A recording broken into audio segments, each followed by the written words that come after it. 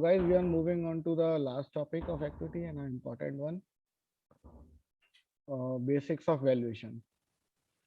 So starting with evaluating stock valuations. So first of all, we need to know what is undervalued, what is overvalued, and what is fairly valued. So guys, there is a price in the market. If a company is listed, there is a price in the market, okay, at the price at which the share is trading. Now suppose you do a DCF, a discounted cash flow approach valuation, or a public multiple market multiple valuation, and you find out that the share of the share price of this company should be this much. Now you need to compare that share price with the market price. If the market price is higher than the price which you have computed, so stock is overvalued or undervalued? Overvalued. Correct. And if the market price is lower, Undervalued. undervalued, and it is somewhat in the range of that market price only, then it is Fair valued. fairly valued. Okay. So this is a small and basic concept. Always remember, when someone says undervalued and overvalued, you need to have the comparison. Okay, in what respect you are saying overvalued and undervalued. Okay.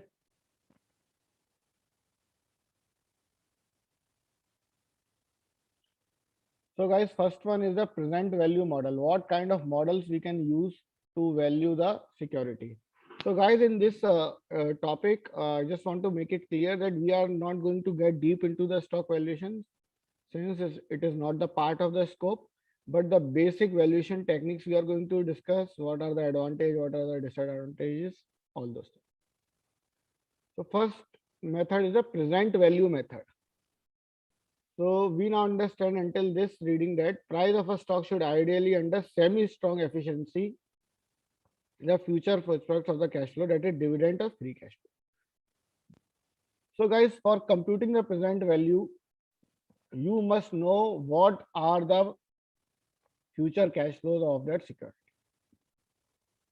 जब हम कोई share खरीदते हैं तो हमारी दो तरीके से इनकम होती है. कैसे? What are the two types of return when we buy a share? Capital appreciation and dividends. Capital appreciation and dividend. तो एक जो डिविडेंड का पैसा आया वो हमको फोरकास्ट करना पड़ता है कि आगे चल के कितना डिविडेंड का आएगा. एक हो सकता है कि आगे चल के क्या कैश फ्लो कंपनी का होगा, क्योंकि जो कैपिटल एप्रिसिएशन है that is dependent on your cash flows. तो हम डायरेक्टली ये तो बता नहीं सकते कि कितना कैपिटल एप्रिसिएशन होगा, तो हमको उसकी जगह कैश फ्लोज निकालने पड़ते हैं, और कैश फ्लोज की टर्म्स में हम बात करते हैं. उस टर्म्स में निकालने की कोशिश करते हैं कि भाई कितना कैश फ्लो होगा. अगर कैश फ्लो बढ़ रहे हैं तो इसका मतलब अभी शेयर प्राइस का बढ़ना बाकी. ठीक है, तो इसको हम बोलते हैं प्रेजेंट वैल्यू मॉडल. अब प्रेजेंट वैल्यू का मतलब क्या है गाइस? सपोज करो मेरे को 5 साल बाद 500 रुपए का डिविडेंड आने वाला है. 5 साल बाद 500 का डिविडेंड आने वाला है. तो उस कंपनी को क्या मुझे 500 रुपए में खरीदना चाहिए? अगर वो कंपनी का शेयर 500 का मिल रहा है, मेरे को पता है 5 साल बाद कंपनी बस वन टाइम पेमेंट करेगी 500 का और फिर कुछ नहीं, तो क्या मुझे वो शेयर 500 में खरीदना चाहिए या 500 से कम में खरीदना चाहिए?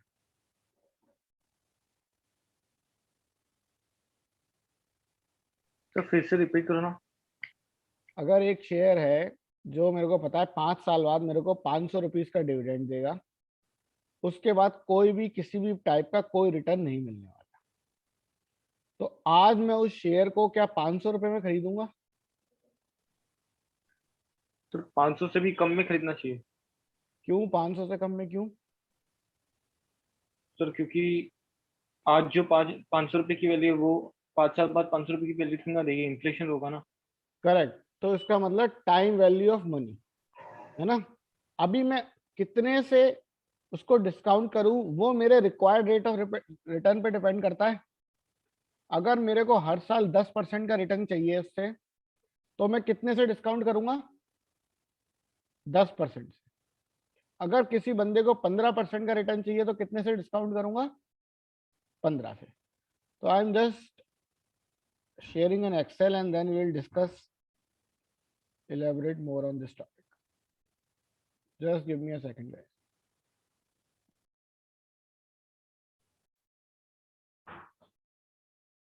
नाउ गाइस सपोज ये आप 0 ईयर में खड़े हो. Are you able to see my Excel guys? Yes, sir. Yes sir. ये मेरा 5th ईयर आ गया.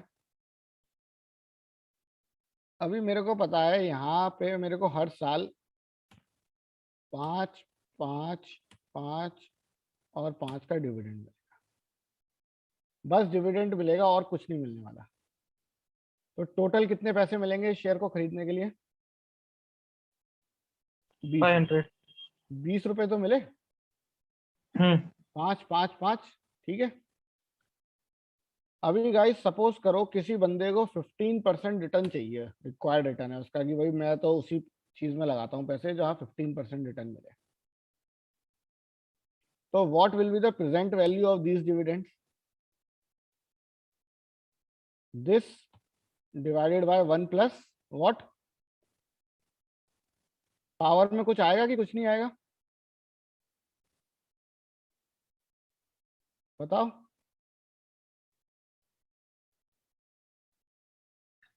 Time period. तो टाइम पीरियड टी आएगा ना. ठीक है. इतना समझ में आया?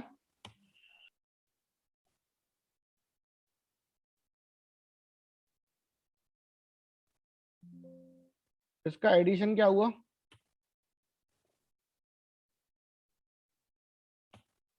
तो अगर किसी को 15% का रिटर्न चाहिए तो उसको कितने रुपए में खरीदना चाहिए ये शेयर?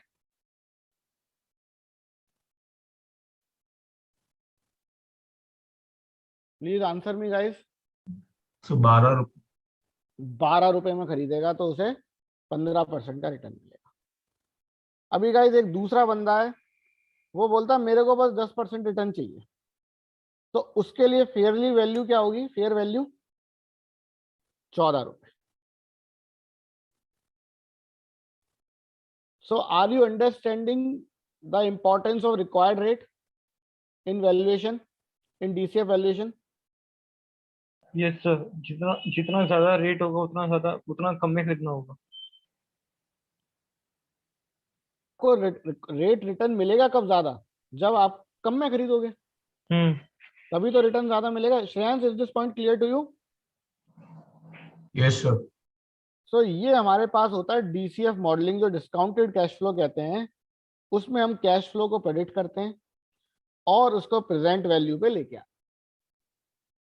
कैश फ्लो को प्रेडिक्ट करते हैं और फिर प्रेजेंट वैल्यू पे लेके आते हैं.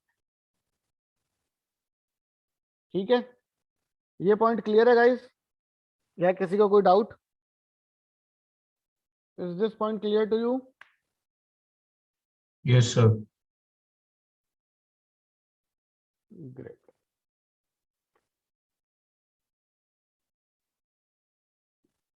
सो as you can see from the figure, यहाँ पे कुछ वैल्यूज दी हुई है कैश फ्लो की. अब कैश फ्लो होते हैं free cash flow to the firm and free cash flow to equity. Free cash flow to the firm and free cash flow to the equity. तो इस चीज को भी हम डिस्कस करेंगे कि ये क्या होती हैं. But as of now just remember that cash flow को हम डिस्काउंट करते हैं. कैश फ्लो को हम डिस्काउंट करते हैं. ओके. ये पॉइंट क्लियर है guys? Role of discount rate. Yes sir. Okay. अभी ये हो गया प्रेजेंट वैल्यू मेथड. मतलब जो स्टॉक खरीदा उसके हमको फीचर्स देखने हैं, उसके प्रोजेक्शंस देखने हैं कि भाई कितना कैश जनरेट हो सकता है, क्या बिजनेस मॉडल है, कैसे प्रोजेक्शन होंगे, क्या रेवेन्यूज रहेंगे. अभी एक मॉडल और है कि हम सिमिलर कंपनीज को देखें.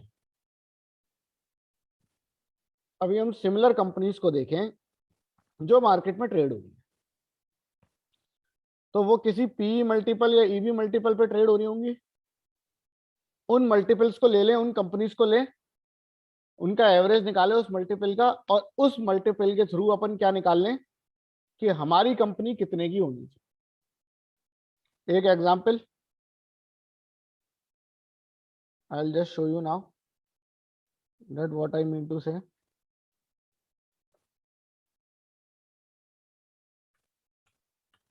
ए बी सी और ई डी ये कंपनियां हैं हमारे पास.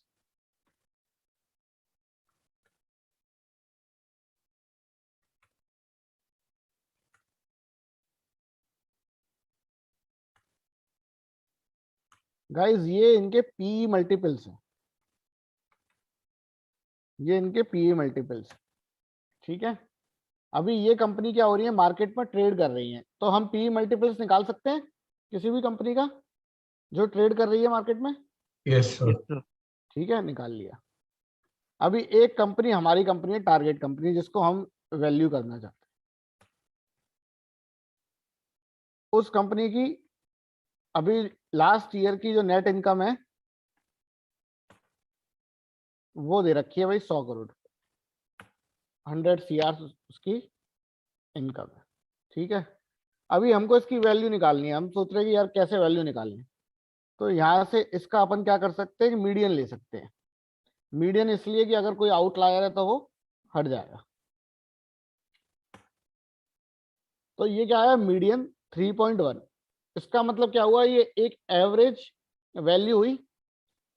अब मेरे पास क्या आ गया, पी मल्टीपल कितना, 3.1। गाइस अब अगर मेरे को प्राइस निकालना है कंपनी का कि कितना प्राइस होना चाहिए, तो क्या होगा, कोई बता सकता है?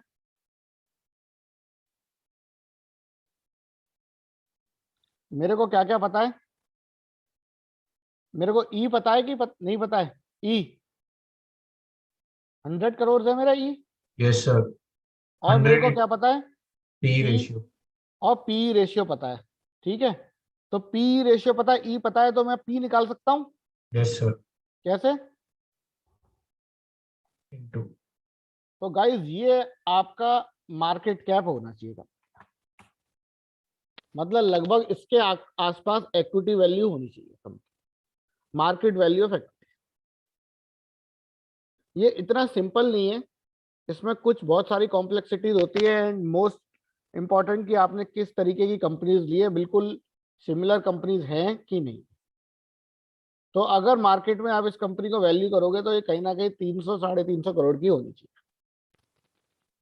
Did you got the point Yes, sir. Harsh? Yes sir. Are you able to see my screen? Yes, sir. Yes the sir. PPT? Okay. तो गाइस हमने प्रेजेंट वैल्यू मॉडल देखा, मल्टीप्लायर मॉडल देखा। अब Sir, asset, no sir, PPT available नहीं है। अच्छा अच्छा वही पूछ रहा था मैं, एक second, just give me a second guys, let me set it. Now you are able to see it? Are you able to see the PPT? Yes sir. Okay great. So guys present value हो गया, multiply. अब आता है asset based model. Asset based का मतलब कि किसी company के पास कुछ एसेट्स हैं, मैं सब एसेट्स को वैल्यू करूं और जो डेट है उस डेट को चुका दूं, और फिर डिसाइड करूं कि भाई ये कंपनी में कितने में बाय कर सकता हूं। सारी एसेट्स को देखूं कि उसकी इन्वेंट्री की जो वैल्यू है वो वही वैल्यू होनी चाहिए कि नहीं। कंपनी के पास कोई लैंड है तो उस लैंड की क्या वैल्यू होनी चाहिए। इस तरीके से पूरा एनालिसिस करूं और फिर एसेट के हिसाब से कंपनी को बाय करूं, ठीक है। तो ये जनरली किस कंपनी के साथ होता है, जो गाइस कंपनी लिक्विडेशन में जारी होती हैं या बैंकरप्ट कंपनीज होती हैं, वहां पे एसेट बेस्ड मॉडल यूज होता है। This method derives the intrinsic value of a company based on the estimated value of company's assets, estimated value liabilities and preferential shares. The logic here is that a company value is finally is assets and liabilities. तो ये generally technological companies या software companies के साथ नहीं होता, क्योंकि उनके पास कुछ ज्यादा एसेट्स ही नहीं होती है, and it is very difficult to value their technology and their software. तो जो हार्ड एसेट्स होती है, जैसे कोई आपका प्लांट हो गया किसी तरीके का, या रियल एस्टेट की कंपनी हो गई, तो वहां पे आप एसेट बेस्ड मॉडल यूज कर सकते सर रियल में कोई ये इंट्रिंसिक वैल्यू फाइंड करने का कोई फॉर्मूला है, कोई डिफाइनेड फॉर्मूला? हो। नहीं तो यही सब तो फॉर्मूले है, यही सब तो तरीके हैं ना, कि आप डीसीएफ से कर सकते हो, आप एसेट बेस्ड से कर सकते हो, मल्टीप्लायर मॉडल से कर सकते हो। These are the method to value, okay sir. ठीक है।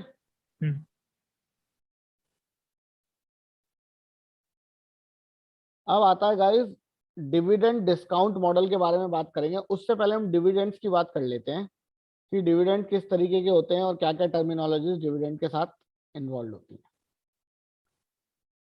सबसे पहला होता है special dividend, dividend declared by a company which usually does not give dividend.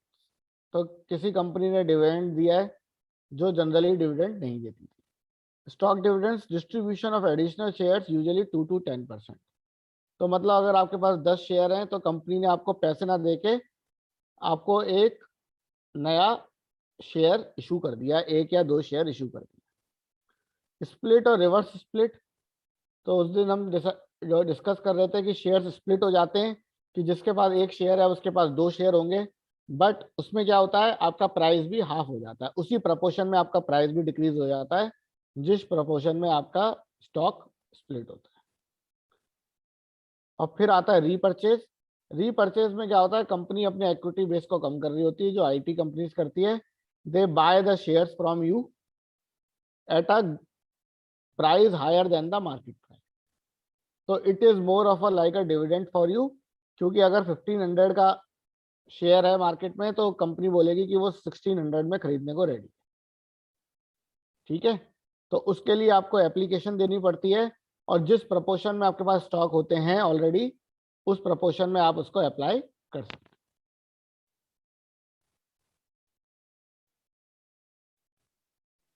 Sir buyback का मेन ऑब्जेक्टिव क्या होता है, मतलब मेनली शेयर होल्डर्स की वेल्थ बढ़ाना या फिर इसके अलावा भी कुछ और हो सकता है? एक तो शेयर होल्डर्स को कैपिटल गेन करवाना, यस सर। और दूसरा ये कि कंपनी के पास एक्सेस कैश होता है तो कंपनी सोचती है कि कैश है हमारे पास तो हम इसको कैसे यूटिलाइज करें। They don't want to go through the dividend model, क्योंकि डिविडेंड मॉडल में क्या है कि डबल टैक्स लग जाता है।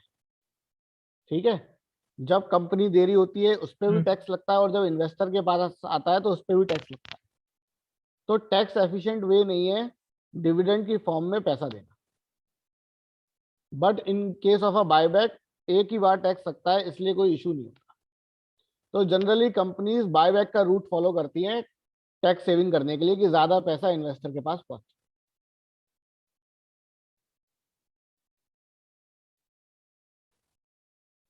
इज दिस क्लियर हर्ष? ये सर क्लियर है, लेकिन सर ये तो महंगा का सौदा हुआ ना, मतलब कंपनी मार्केट से भी ज्यादा रेट पे खरीद रहा है तो। लेकिन कंपनी आपको 100 रुपए का डिविडेंड दे देता है। वैसे कंपनी आपको 100 रुपए का डिविडेंड देना चाहता है हम्म। तो वो उसको पता है वो 100 रुपए डिक्लेयर करेगा डिविडेंड, तो 70 रुपीज ही इन्वेस्टर के पास पहुंचेंगे टैक्स कट कटा के।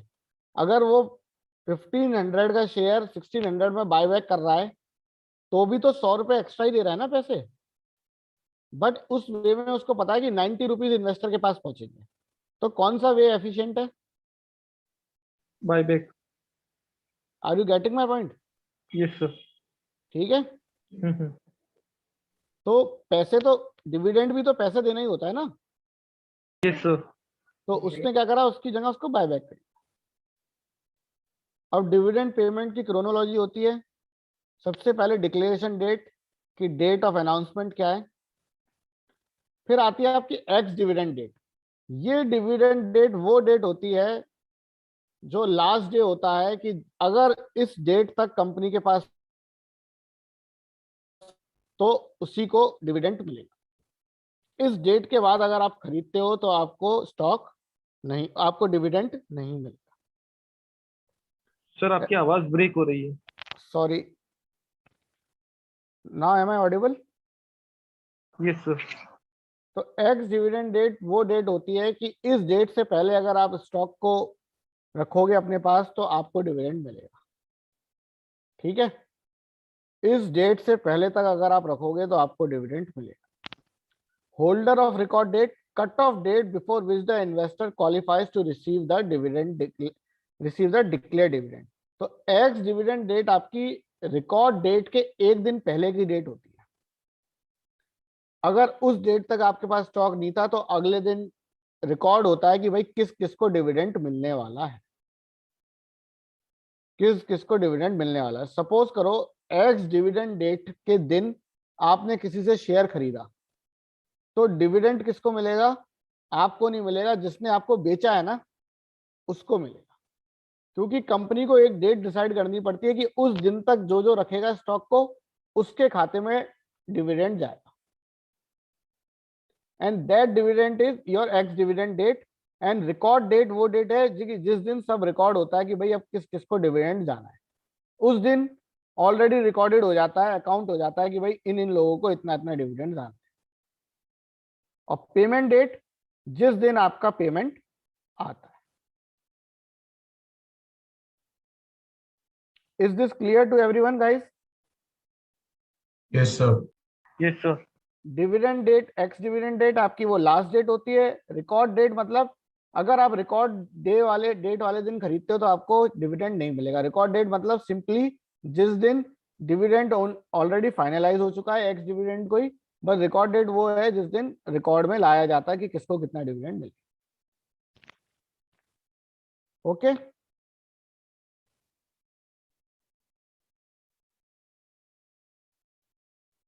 अब आते हैं अपन डिविडेंड डिस्काउंट मॉडल पे। So the original CFA curriculum starts by explaining the methods, but we feel it is essential to understand the basis of the valuation first. Essential, any company or asset gets its price based on the expectation of future performance. तो guys अभी ये देखना जरूरी है कि किस form में अपने को पैसा मिलता है। तो पहली फॉर्म होती है dividends, the cash dividend declared and paid year on year. The disadvantage is this, हम डिविडेंड के बेसिस पे कंपनी को वैल्यू कर सकते हैं, बट सबसे बड़ा डिसएडवांटेज क्या है कि बहुत सारी कंपनीज क्या है डिविडेंड नहीं देती है। और दूसरी चीज, क्या कंपनी जरूरी नहीं है कि रेगुलरली डिविडेंड दे ही दे, ठीक है। It is not compulsory for the company to regularly give the dividend. Clear है पॉइंट? Yes sir. तो अगर हम फोरकास्ट ही नहीं कर पाएंगे, अगर हमको पता ही नहीं चलेगा, तो जनरली स्टेबल और मैच्योर कंपनीज होती हैं उसमें डिविडेंड फोरकास्ट करना फिर भी इजी होता है। बाकी कंपनीज में जो हाई ग्रोइंग कंपनीज है, जो अर्ली स्टेज कंपनीज है, it is very difficult to predict the dividend. उसमें क्या यूज होता है? Free cash flow model. The cash flow left after considering all the operating as well as investment. तो जो investment, जो पैसा कंपनी के पास बचा उसको हम डिस्काउंट करते हैं। हम उसको मान के चलते हैं कि हम शेयर होल्डर हैं, तो भाई ये पैसा हमारा था, या तो हम इसको री इन्वेस्ट करेंगे या एज अ डिविडेंड की फॉर्म में हमारे पास रहेगा या रिटेन करेंगे, ठीक है। तो फिर हम फ्री कैश फ्लो मेथड से कंपनी को वैल्यू करने की कोशिश करते हैं, and it is the mostly used method to value a company, free cash flow method. क्यों? क्योंकि cash flow projections are easy to do than doing the dividend projection. assumption in both company is a going concern। इसका मतलब ये है कि हम ये assume करके चलते हैं कि आगे के सालों में company is going to operate. सबसे बड़ा assumption, भाई फ्यूचर फोरकास्ट करोगे तो ये तो मान के चलोगे ना कि फ्यूचर में कंपनी रहेगी, तभी तो फोरकास्ट करोगे। यस और नो? Yes sir. ठीक है, am I clear on this point? कोई doubt? No sir. Shreyansh? No doubt, sir. अब आता है आपका डिविडेंड डिस्काउंट मॉडल। तो क्या करोगे कि सपोज करो हमको पता है पहले साल में, दूसरे साल में, तीसरे साल में, चौथे साल में क्या डिविडेंड मिलेगा, तो हम क्या करेंगे, उस डिविडेंड को क्या कर देंगे, डिस्काउंट कर देंगे। Just give me a second guys, I am sharing my Excel.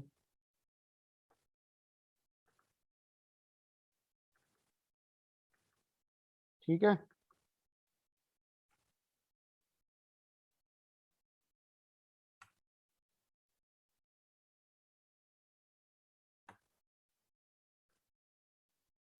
तो गाइस इसमें क्या फोरकास्ट करना पड़ता है, पहले तो डिविडेंड फोरकास्ट करना पड़ता है। 5, 5, 5, 10 और 10। मैं 5 साल स्टॉक को रखूंगा, मेरे को इतना डिविडेंड मिलेगा, ये आपने फोरकास्ट करा। अभी 5th साल की एंड में क्या आपका होल्डिंग पीरियड बस 5 साल है, 5 साल बाद आप स्टॉक को बेच दोगे, ठीक है। तो जब आप स्टॉक को बेचोगे तो आपको कोई प्राइस, कुछ तो पैसे मिलेंगे, तो आप फोरकास्ट करते हो कि वो 50 रुपीज में बिक जाए। आप फोरकास्ट करते हो 50 रुपीज में बिक जाए। Guys, do you guys have your Excel open? No sir. Please No, open sir. Your Excel. Done sir. और आपका रिक्वायर्ड रिटर्न है 10%। 10% आपको रिटर्न चाहिए था हर साल। So guys, my question to you is, what is the fair value? किस price पे मेरे को खरीदना चाहिए stock? Please compute the fair value for me. When you get the answer please do let me know guys. Sir present value क्या है?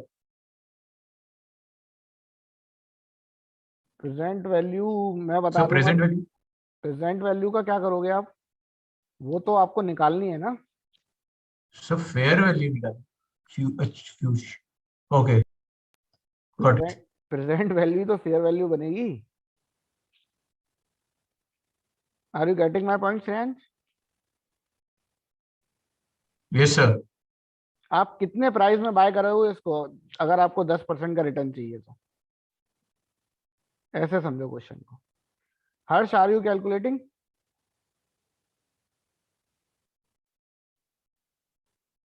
Yes, sir. Okay, great. Sir 12.09 कुछ आ रहा है शायद। अभी check, just wait for a second. Harsh, are you doing it और have you done it? नहीं सर, अभी तक नहीं हुआ। ओके, कर लो। Once you are done do let me know. Sir मुझे नहीं आ रहा है ये।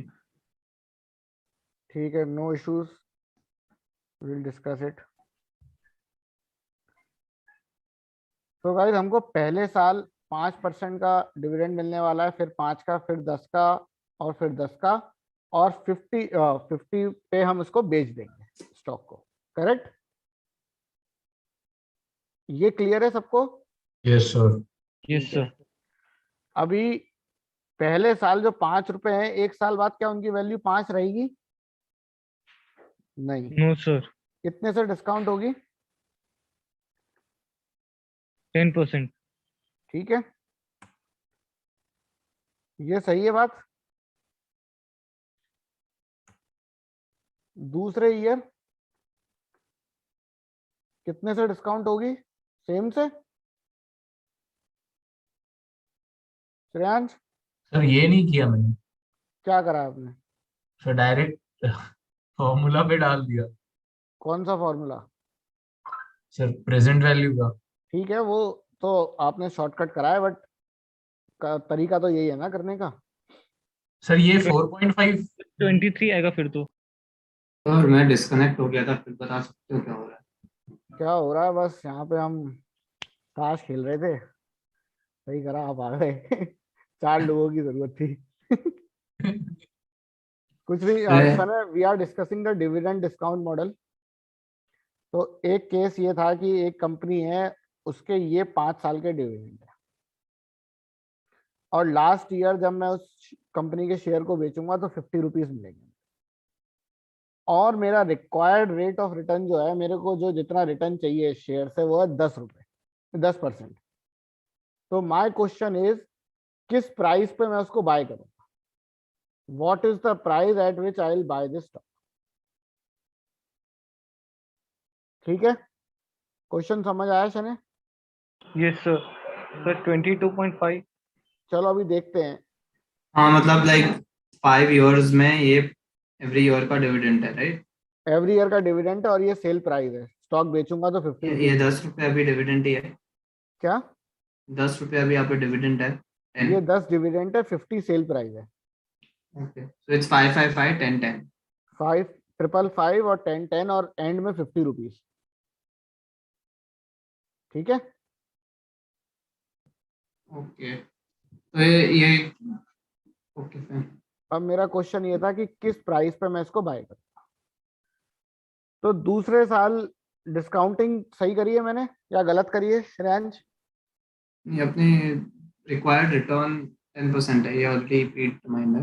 ये रिक्वायर्ड रिटर्न है, ये मेरा डिस्काउंट रेट है। इतना रिटर्न मेरे को चाहिए स्टॉक से। अगर मेरे को 10% रिटर्न चाहिए स्टॉक से तो मेरे को कितने प्राइस पे बाय करना है स्टॉक?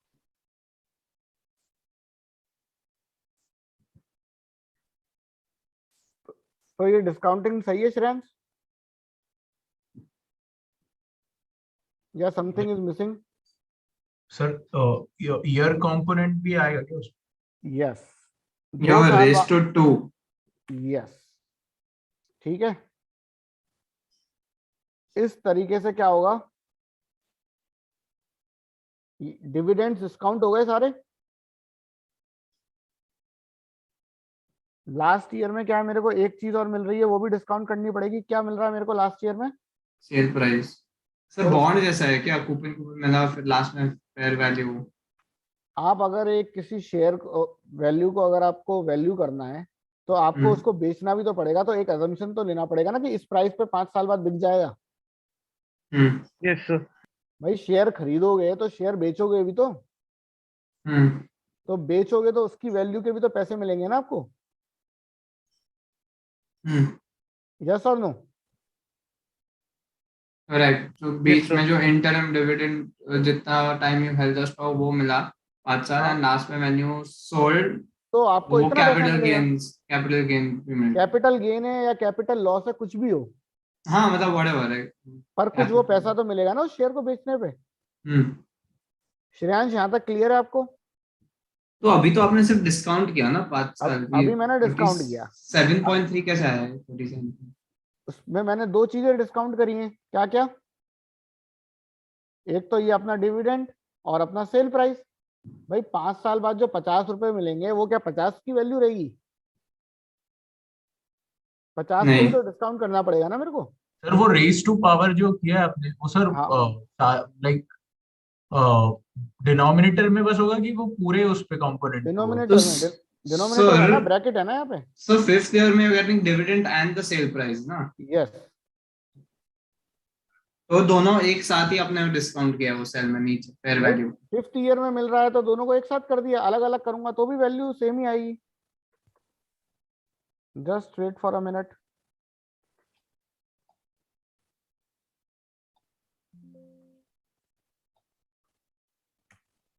ये अलग किया, इसको अलग कर देता हूं। कितने से करना है इसको? 10 से। कितने साल के लिए?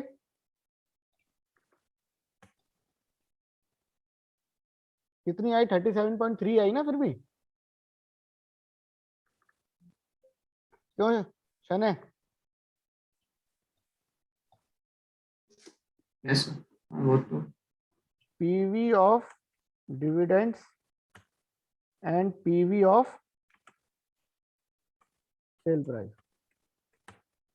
सर वो 31 नहीं आ रहा है क्यों नहीं आ रहा भाई? सर, पता नहीं क्यों नहीं आ रहा है क्या है, तुम कैलसी से कर रहे हो कि एक्सेल से कर रहे हो? सर। अभी तो एक्सेल पे ही कर रहा हूँ। ठीक है, एक मिनट देख लेते हैं क्या निकालना है। प्रेजेंट वैल्यू रेट क्या है? 10%। एनपीआर क्या है? 5। 5 years। पीएमटी बीच में कुछ नहीं है। फ्यूचर वैल्यू क्या है? 50। सर पीएमटी की और कुछ नहीं है, पीएमटी सर 10 होगा ना? पीएमटी 10 नहीं है ना, पीएमटी तो कुछ दिया ही पीएमटी नहीं है। मैं तो 50 का निकाल रहा हूँ ना, बाकी सबका थोड़ी निकाल रहा हूँ। और पीएमटी 10 का मतलब क्या होगा श्रेयांश, कि हर साल मेरे को 10 डिविडेंड मिल रहा है। Yes sir. तो वो सही है कि गलत है? गलत है। मैं तो अभी बस 50 को निकाल रहा हूँ ना। 50 की प्रेजेंट वैल्यू क्या है? हाँ ठीक है सर। तो कितनी आई? 31 ही तो आई। तो गाइस टोटल प्रेजेंट वैल्यू क्या बनेगी?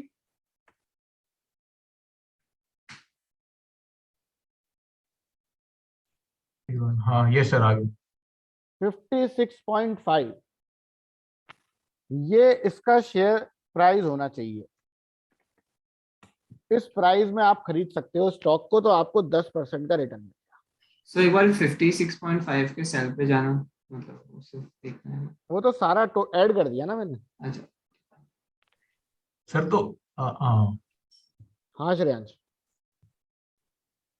सर तो फेयर वैल्यू तो सेलिंग प्राइस से कम होना चाहिए था ना। 56 वैल्यू आ गया सर। सेलिंग प्राइस से कम क्यों होगा भाई? डिविडेंड भी तो मिल गया तुमको इतना।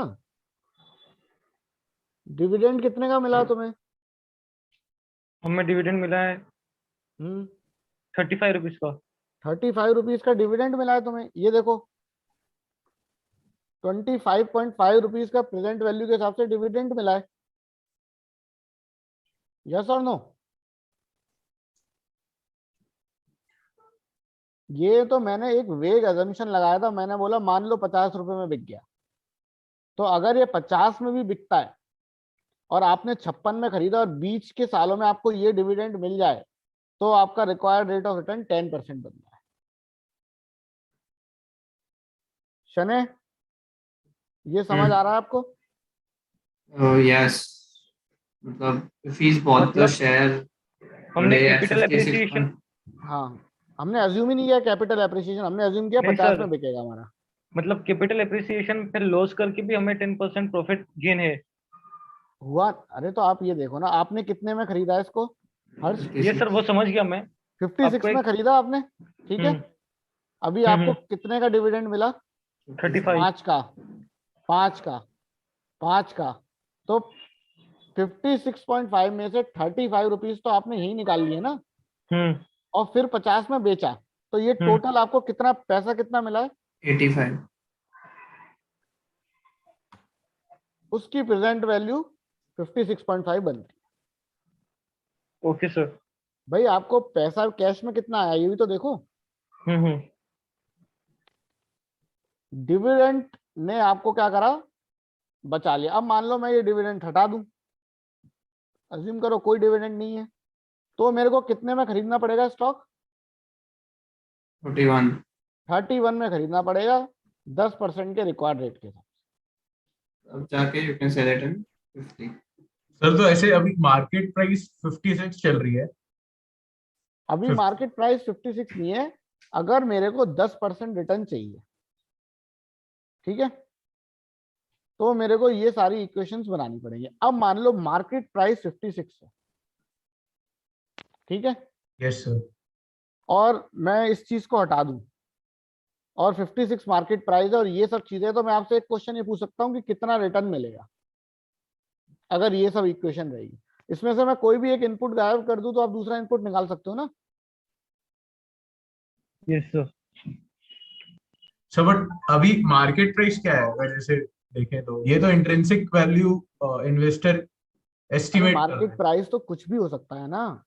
मार्केट हाँ, प्राइस 70 हो सकता है, 70 होगा तो इन्वेस्ट करोगे?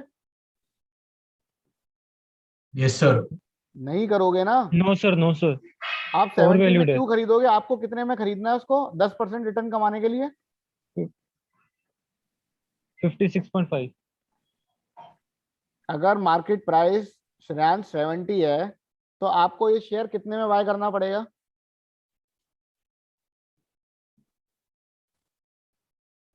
अगर मार्केट प्राइस 70 है तो आपको कितने में बाय करना पड़ेगा?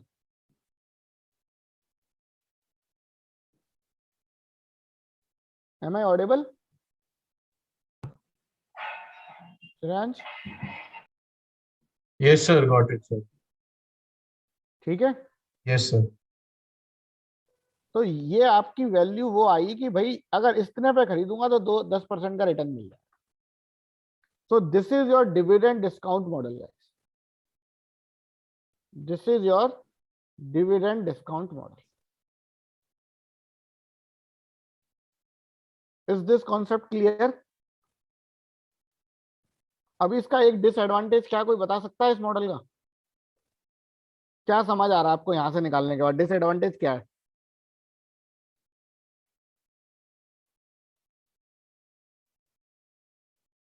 What is the disadvantage of this model?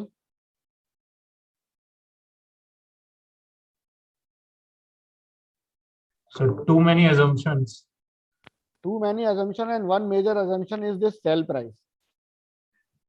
क्या हम बता सकते हैं 5 साल बाद क्या मार्केट प्राइस होगा, कितने में बेच पाएंगे?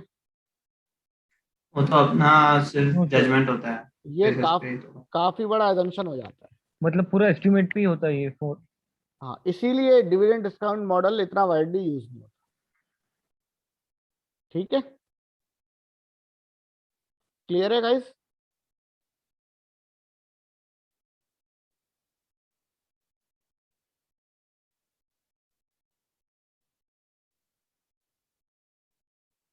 You sir can. तो डिविडेंड यील्ड हाँ, का क्या कैलकुलेशन होता है और वो क्या इंडिकेट करता है?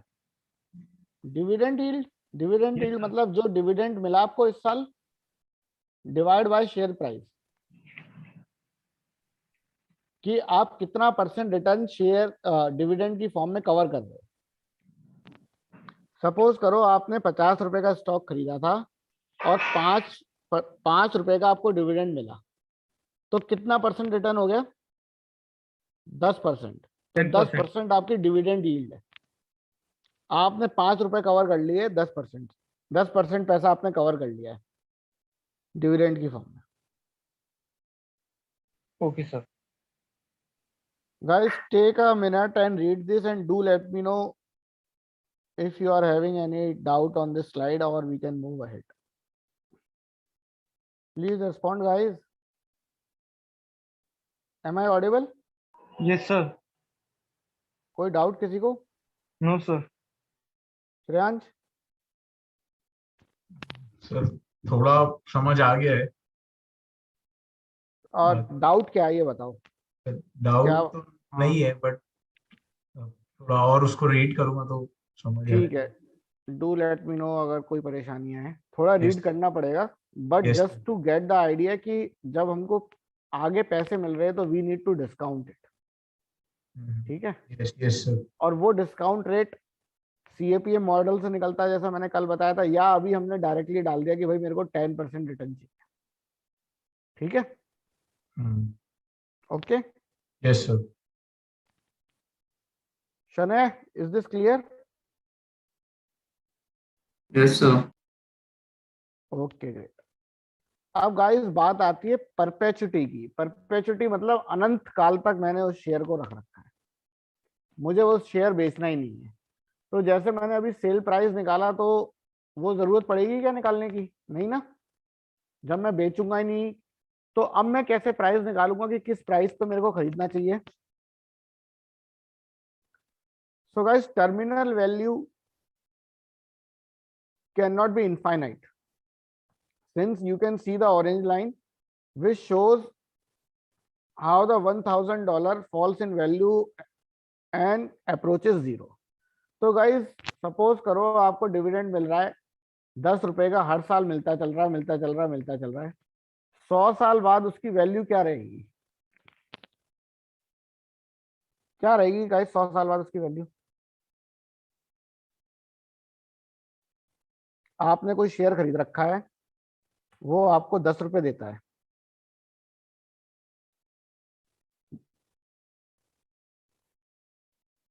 ठीक है, वो आपको 10 रुपए देता है।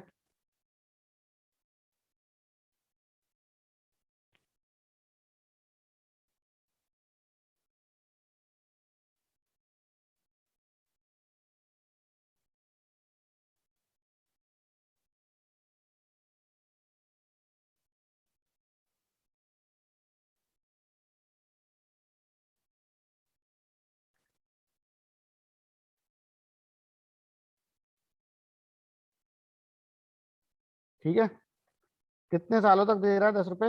101 सालों तक। तो गाइस सपोज करो आपका डिस्काउंट रेट 10% है, तो क्या वैल्यू होगी पहले साल?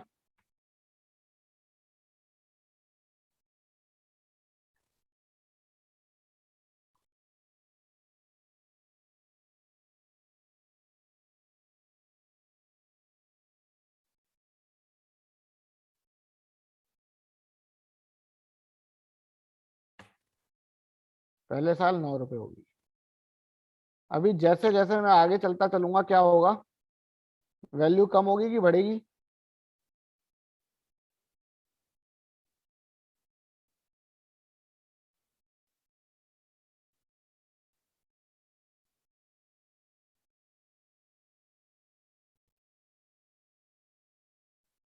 Guys, are you able to see my screen?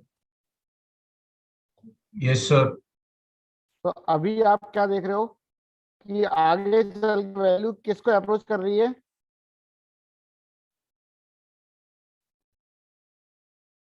किसको अप्रोच कर रही है वैल्यू?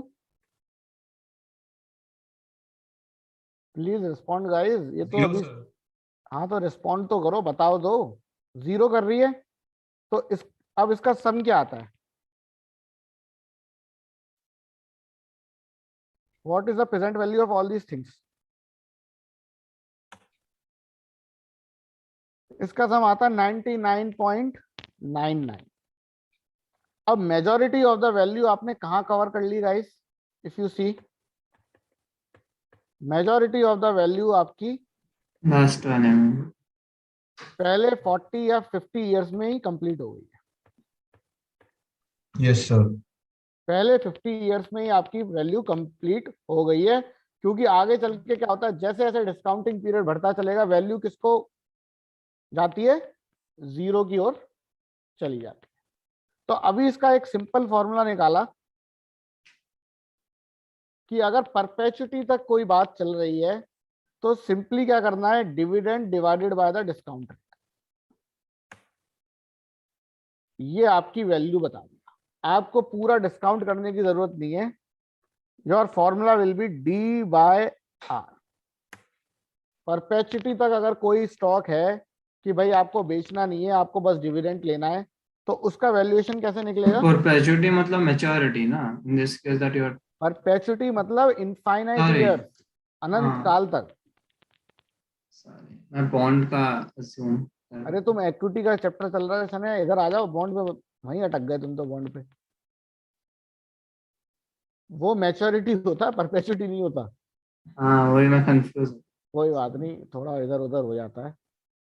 लेकिन परपेचुटी का मतलब कि आपने उसको फॉर एवर के लिए होल्ड करा, लेकिन कुछ सालों बाद जो डिविडेंड अपने को मिलेगा उसकी वैल्यू क्या हो जाएगी टाइम वैल्यू की वजह से? Zero. Harsh, are you getting the point? Yes sir. ठीक है, तो परपेचुटी की वैल्यूएशन करने के लिए अगर डिविडेंड स्टॉक है और परपेचुटी तक होल्ड करना है तो उसका वैल्यू करने के लिए क्या फॉर्मूला है? Dividend divided by required rate of Return. Clear है? So growth rate नहीं आएगा.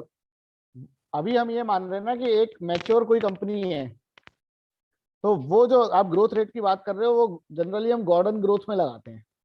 और अगर आप ग्रोथ लगाओगे भी तो भी इम्पैक्ट नहीं होगा, क्योंकि अनंत काल तक तो कंपनी ग्रो करेगी नहीं, नहीं sir. है ना। कुछ साल बाद ग्रो करना बंद हो जाएगी, मतलब कांस्टेंट ग्रो करेगी और Yes, नीचे sir. डिस्काउंटिंग होती रहेगी, तो भी वैल्यू क्या बनेगी एंड में? Zero. जीरो जाके, है ना। Yes, sir. ठीक है भाई, ऐसा थोड़ी है कि 50 साल के बाद भी वो 10% से ग्रो करेगी, वो 1 या 2% से ग्रो करेगी। और डिस्काउंट रेट आपका क्या होता है? हमेशा ज्यादा होगा ग्रोथ रेट से। तो at the end eventually value किस पे जाएगी? जीरो पे।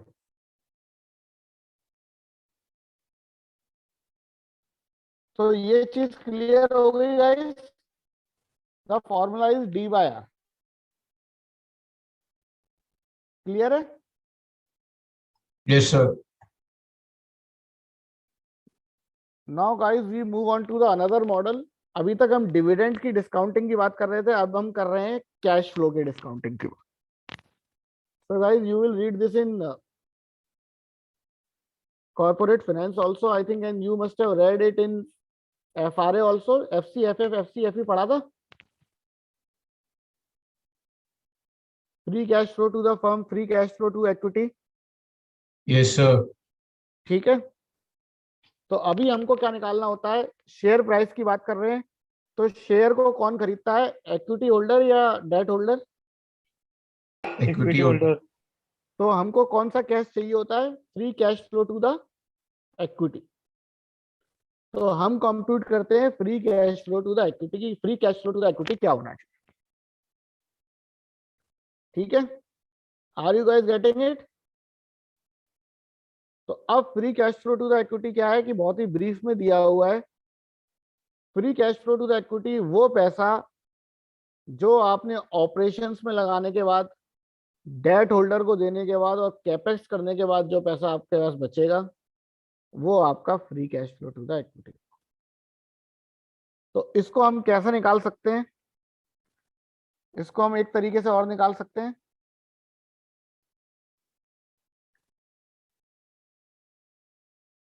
गाइस, आपने एफआरए में कैश फ्लो स्टेटमेंट पढ़ा है कि नहीं पढ़ा? पढ़ा सर।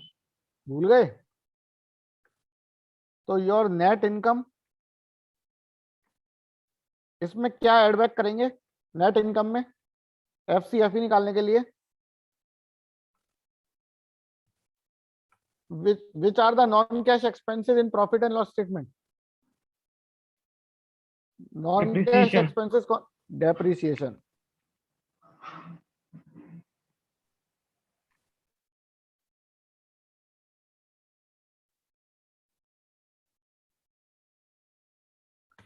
डेप्रिसिएशन आप क्या करोगे? ऐड कर दोगे। ठीक है, और क्या करोगे? और क्या क्या एक्सपेंसेस होते हैं? Cash paid for working capital,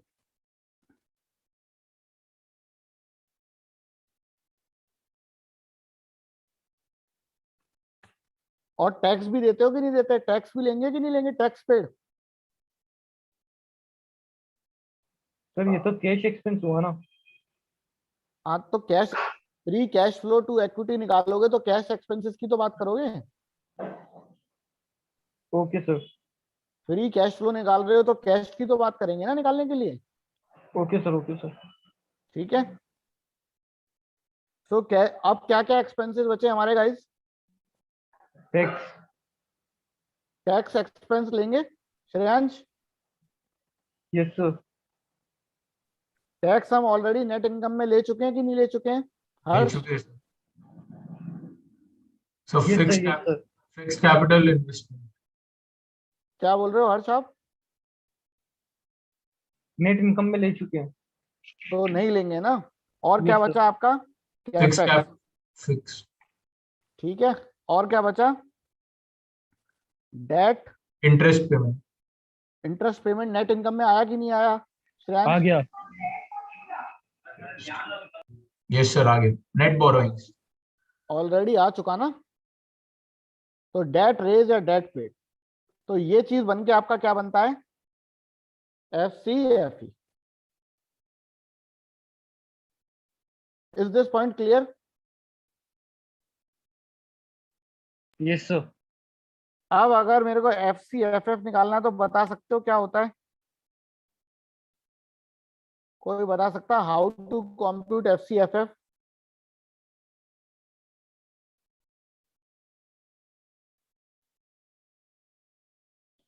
sir interest interest भी लेंगे sir, like pre tax interest तो NI plus depreciation. Interest into 1 minus tax, 1 minus tax rate. Post tax interest ले लेते हैं। और क्या लोगे? सो बाकी सेम रहेगा, fixed capital, working capital, depreciation. और क्या डिफरेंस है? और डेट रेज्ड और पेड? नहीं लेंगे सर वो तो। ये नहीं लेंगे, क्यों? क्योंकि this is the cash flow before paying out to the debt holders and share holder. Yes sir. ठीक है, ये चीज समझ आ गई? FCFE और FCFF गाइस?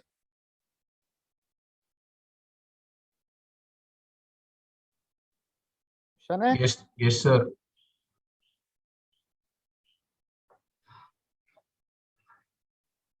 हर्ष? Yes sir. ठीक है, क्लियर है? ये चीज हमेशा याद रखना, ये बार बार क्वेश्चनों में आती है, तो please don't forget it guys.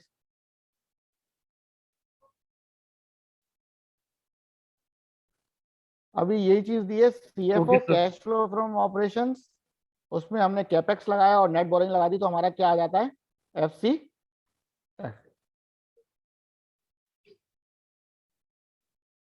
ठीक है, is this point clear? Yes sir. अभी क्या होता है, रिक्वायर्ड रेट निकालने के लिए इन्होंने क्या यूज करा है, capital asset pricing model. Capital asset pricing model में क्या होता है, ये कॉर्पोरेट फाइनेंस में डिटेल में, but yesterday also we have discussed something about it, today also we are going to discuss। हमेशा याद रखो, RF risk free return plus beta into RM minus RF। अभी RM माइनस RF क्या होता है, जब आप इक्विटी में पैसा लगाओगे तो आप बैंक के बराबर रिटर्न लेना चाहोगे या बैंक से ज्यादा लेना चाहोगे? बैंक से तो बैंक ज्यादा। FD पे देता है, ज्यादा। तो बैंक के रिटर्न को मैं RF मान लेता हूँ। ठीक है, बैंक का रिटर्न क्या होता है, RF, रिस्क फ्री है भाई। SBI मेरे को रिस्क फ्री रिटर्न दे रहा, कोई रिस्क नहीं है। उसके आगे मेरे को कुछ रिटर्न चाहिए, यस और नो? Yes sir. अभी मैं कैसी इंडस्ट्री में लगा रहा हूँ ये डिपेंड करता है कि नहीं करता है। अगर मैं हाईली वॉलेटाइल इंडस्ट्री में लगा रहा हूँ तो मेरे को ज्यादा रिटर्न चाहिए, यस सर। ठीक है, वो मैं डिसाइड करता हूँ बीटा से। बीटा क्या होती है, sensitivity risk to the volatility. Market.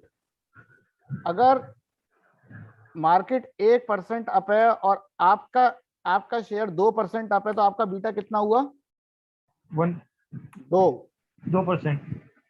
और अगर मार्केट 1% डाउन है और आपका शेयर 2% डाउन है तो आपका बीटा क्या हुआ, 2 2। -2। ठीक है, -2 नहीं, 2 ही हुआ ना।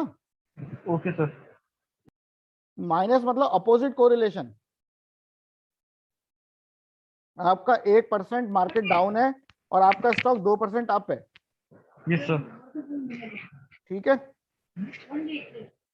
तो हम क्या बोलते हैं, एक होता है मार्केट रिटर्न, कि मार्केट का कितना रिटर्न है। तो मार्केट रिटर्न मतलब जो इंडेक्स का रिटर्न है। What is the index return, कि भाई ओवरऑल शेयर मार्केट क्या रिटर्न देता है। आपने क्या करा, उसमें आपने बीटा को मल्टीप्लाई कर दिया। अब मार्केट रिटर्न में आपका रिस्क फ्री रिटर्न भी आता है ना। मार्केट रिटर्न में तो रिस्क फ्री रिटर्न प्लस जो रिटर्न है वो होगा।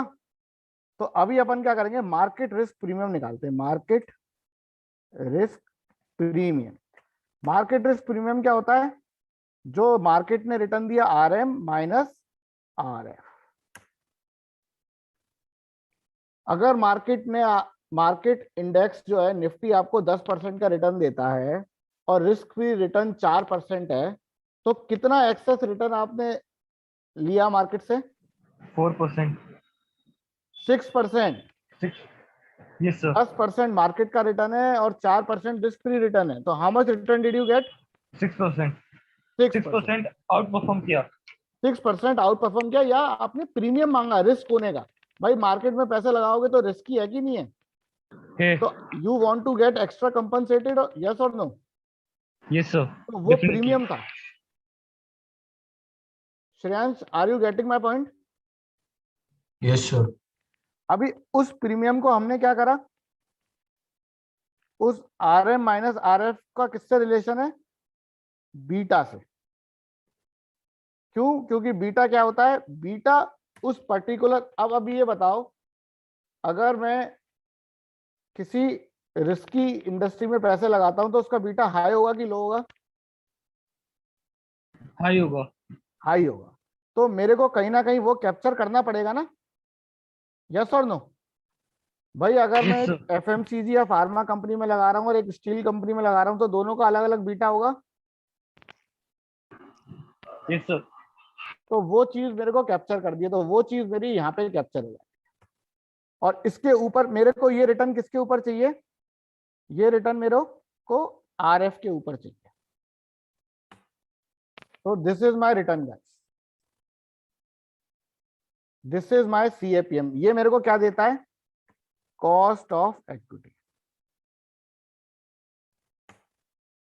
अब जो हम बोल नहीं रहे थे रिक्वायर्ड रेट ऑफ रिटर्न निकालना है, रिक्वायर्ड रेट ऑफ रिटर्न निकालना है, वो हमारा ऐसे निकलता है।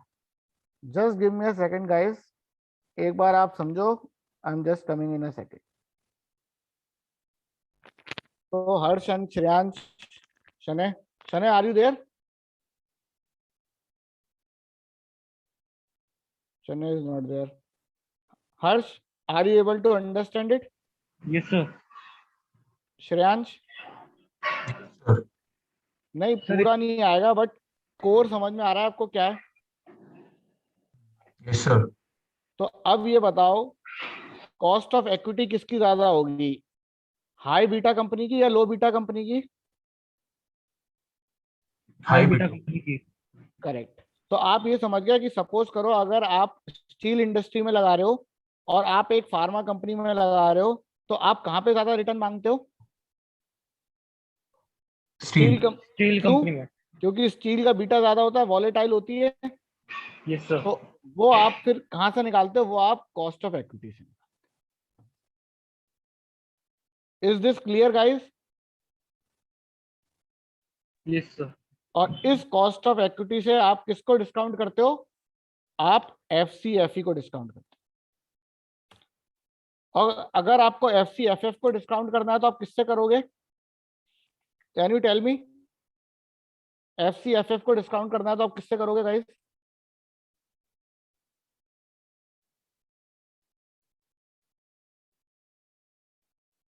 Sir, interest. आप करोगे वैक से. और वैक क्या होता है? Cost of equity plus cost of debt. Debt. Sir एक क्वेश्चन था हाँ, कि फॉर एग्जांपल इन्फ्लेशन रेट अभी अगर 8% है ठीक है. और एफडी पे रेट मिल रहा है, इंटरेस्ट रेट है 6.5 या 7%, ठीक है. तो सर ये आरबीआई ऐसा रेगुलेशन क्यों नहीं लाती कि इन्फ्लेशन रेट जितना भी हो आपको इंटरेस्ट रेट इन्फ्लेशन रेट से ज्यादा ही होगा? एक्चुअली जो आपने 8% बताया ना, हाँ हाँ वो सर, वो आपने कंसिडर एक किया है. किसी एक चीज का बताया है. तो हाँ हाँ. जो आरबीआई इन्फ्लेशन लेता है ना, आरबीआई हमेशा इन्फ्लेशन जो ले रहा होता है वो एफडी से कम लेता है. And overall. That comprises of wholesale price index, your consumer price inflation, and also your food price. ठीक है. तो वो ओवरऑल इन्फ्लेशन लेता है. आप देखते हो कि ऑयल का देख लिया कि पेट्रोल बढ़ गया या टमाटर का प्राइस बढ़ गया, बट वो सबका देखता है. किसका? वो कोल का देखता है, वो बिल्डिंग मटेरियल्स का देखता है. वो सारी चीजों को इन्वॉल्व करने के बाद वो एक इन्फ्लेशन पे पहुंचता है. And that inflation is lower than your FD rate. Are you getting my point? Yes sir, yes sir. तो वो क्या है? अकाउंटिंग है. यू आर राइट कि आपको 8% से ही बढ़ोतरी हो रही है, बट आरबीआई क्या करता है? पूरे policy as a country wide बना रहा है. तो वो पूरा इन्फ्लेशन लेके डिसाइड करता है कि भाई ये इन्फ्लेशन रेट चले. Okay sir. Shreyansh, is this point clear? वैक and FCFF and cost of equity. Yes, sir. Sir, वैक को अलग से कुछ टॉपिक है क्या? वैक का कोई अलग से टॉपिक नहीं है. वैक होगा आपके कॉर्पोरेट फाइनेंस में. तो वैक क्या होता है? सपोज करो कंपनी के पास 10% डेट है और 90% क्या है? इक्विटी. ठीक है. अभी कंपनी की कॉस्ट ऑफ इक्विटी जो हमने कंप्यूट करी, वो हमारी मान लो आती है 15%.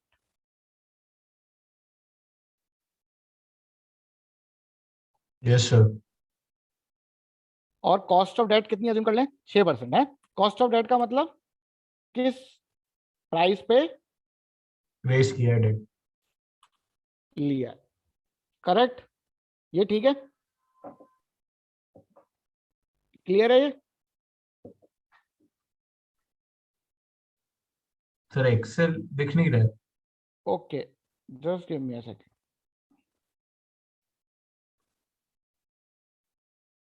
नाइन्टी परसेंट डेट है, 10% डेट है, 90% इक्विटी है, 15% cost of equity, cost of date.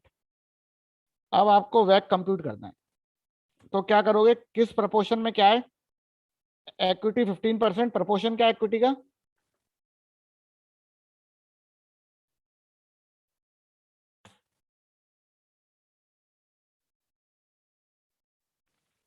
ये पॉइंट क्लियर है श्रेयांश?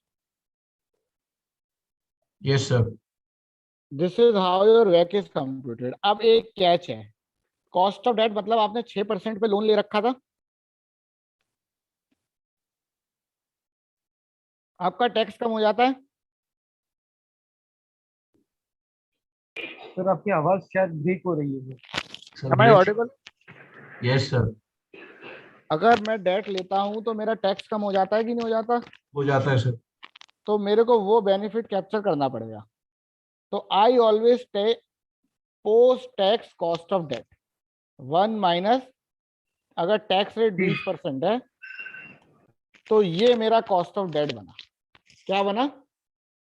6% नहीं बना, 4.8% बना। क्यों? क्योंकि इंटरेस्ट एक्सपेंस ने मेरे को क्या बेनिफिट दिया कि मेरे को टैक्स एक्सपेंस कम देना पड़ा। तो इफेक्टिवली मेरे को कितना का पड़ा? डेट कितने की पड़ी? 4.8%। Is this point clear?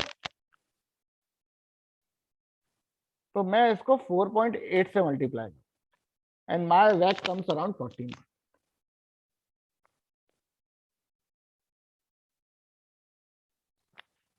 ये क्लियर है Shreyansh?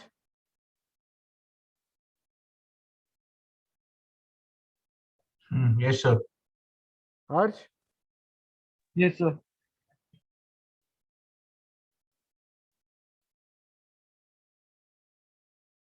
So guys, this is the CAPM pricing model. You can read it and do let me know if you have any doubt. Or shall we move forward? Yes sir. Great. Sir बाकी कल करेंगे sir. बाकी कल करें? Yes sir. Yes sir. ठीक है, कल 1 घंटे की क्लास लेनी पड़ेगी। I think it will be done in 1 hour. Okay? So yes we sir. will do it tomorrow then. Sir Okay. कल सर संडे है तो सर मॉर्निंग में हाँ, मॉर्निंग में ले सकते हैं। Harsh, are you available in morning? Yes sir. तो 9 बजे ले लें। Yes sir. चलेगा सर। Yes sir. ठीक है, so we will do this class tomorrow 9 o'clock. ठीक है? Okay sir. Okay thank you. Guys. Thank you sir. Thank you sir. Thank you guys. तो कल सुबह रख रहे हो क्लास? हाँ, अभी यही डिसाइड हो रहा है कि सुबह करके इस चैप्टर को कंप्लीट कर दे रहे हैं। And there might be a possibility कि आपकी क्लास कल शाम को भी होगी कोई दूसरे टॉपिक की, and I think another faculty will start that topic. Okay sir. ठीक है, तो I only require 1 hour in morning, and evening की आपकी क्लासेस फिर जो नॉर्मल चल रही हैं 4 बजे या 5 बजे, वो उसी टाइम से चलें। Okay sir. Okay sir. ठीक है? Thank you sir. Okay guys, yes sir. Good night sir. Good night. Thank you guys.